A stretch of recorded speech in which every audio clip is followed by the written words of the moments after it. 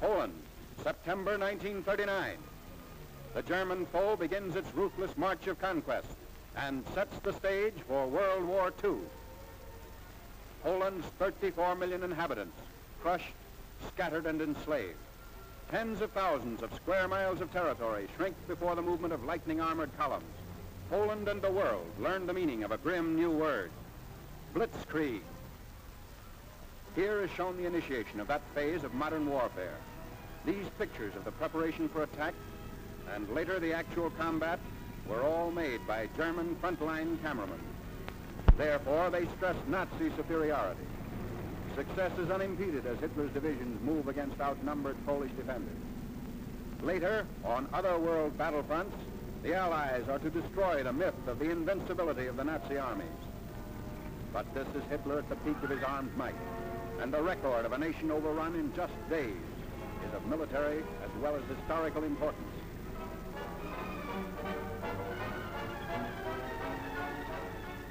The spark is set off in the free city of Danzig. Nazi secret agents had long plotted the revolt against law and order. Germany called it liberation. The world knew that Danzig represented the ignition of the European powder keg, the excuse for Hitler's hordes to begin their destructive campaign of conquest. Here is the historic last stand of Danzig's loyal defenders. They're entrenched in the city's post office and under repeated fire of Nazi-trained militiamen.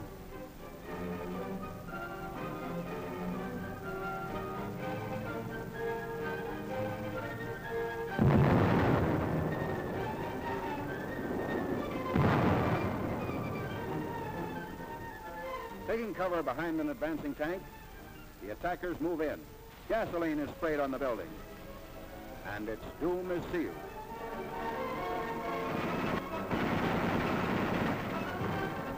On September 1st, Danzig is incorporated into the Reich, and all Europe is aflame. World War II is a reality. Nazi regulars move up. The Germans brazenly call it counterattack with pursuit.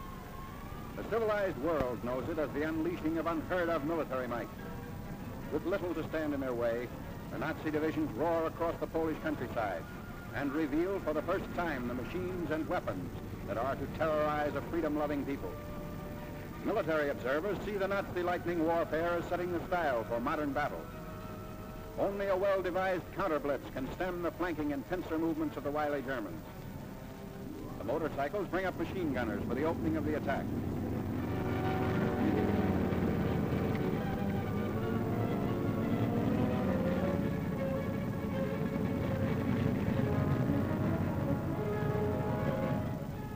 Camouflage is used to best advantage.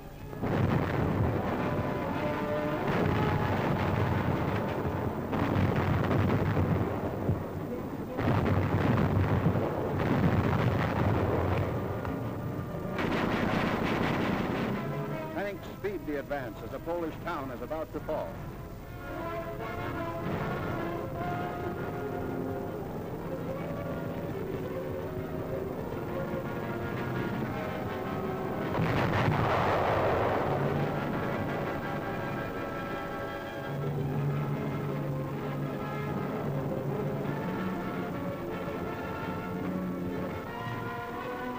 Before the day is out, the Nazis have occupied the town, which is still burning and in complete ruins.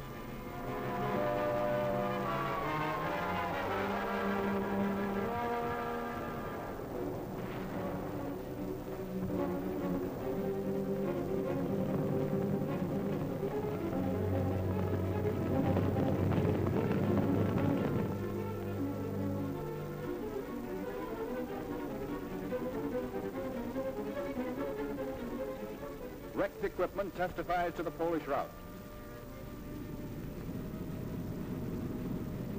There's no halt in the wrecked town. The military timetable calls for the rushing up of troops for more blitz attacks. The German strategy is to isolate Polish forces as quickly as possible. So the Nazi columns move according to prearranged schedule. 30 to 37 miles per day is the German claim.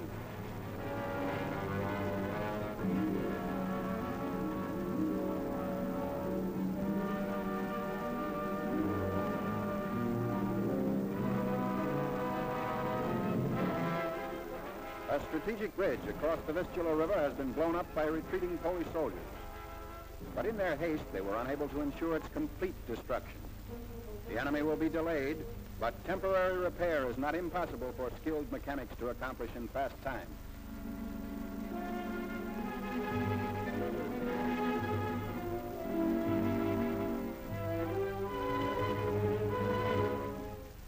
A German sapper detachment sent ahead of the fighting unit goes to work. These men are trained to construct emergency roads as well as bridges.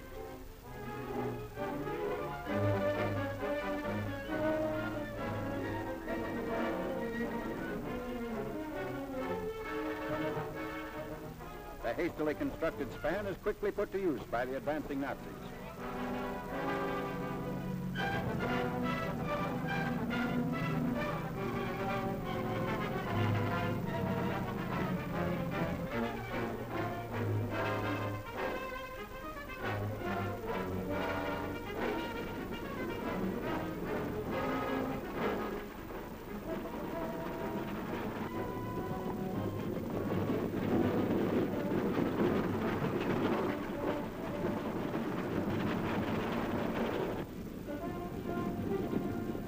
Many units don't even wait for the repairs.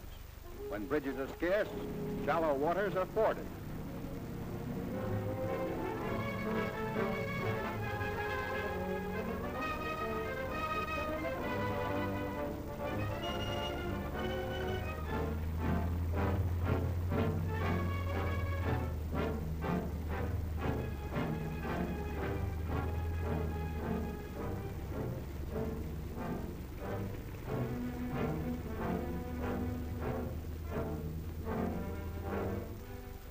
Blitz-minded German generals even defy fatigue. Long lines of tired troops are kept moving against the Poles. The operation is based on the principle that contact once made should never be lost. Naps are snatched on the move.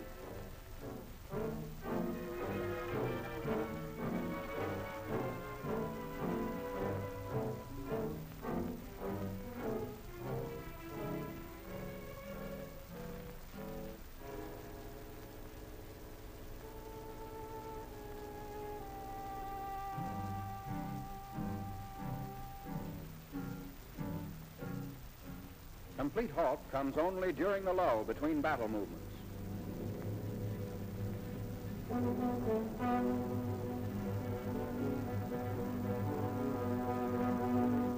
At all times, weapons are kept clean and ready for instant use. This enemy of ours has mastered every technique necessary to the maintenance of efficient fighting contingents.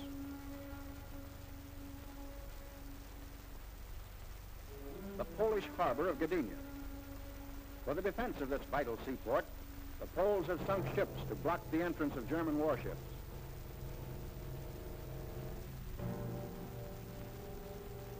The Nazis direct their fire across the harbor. Military and naval forces are cooperating to bring about complete destruction of Polish defense installations.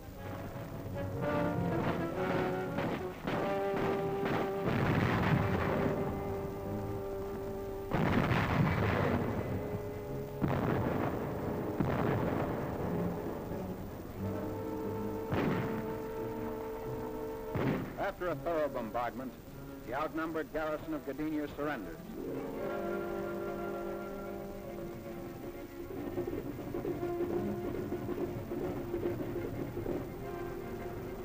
The Nazi air arm plays a major role in the wanton destruction of Polish territory. The method is now a familiar one. First reconnaissance planes go aloft to secure valuable photographic data. The aerial pictures will show the movement and position of Polish troops, and also the undefended sectors that will supply easy targets for Nazi bombs.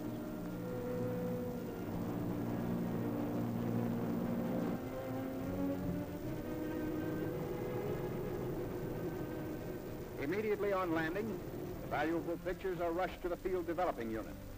Germans have stated that information thus revealed has formed the base for much of their decisive military operations in Poland. This photograph reveals a truck convoy, closely bunched at a crossroads.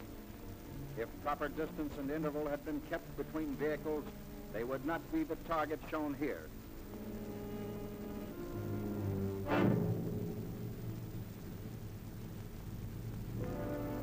ground and Air Force raids are worked out with greater unity through the use of the aerial photographs.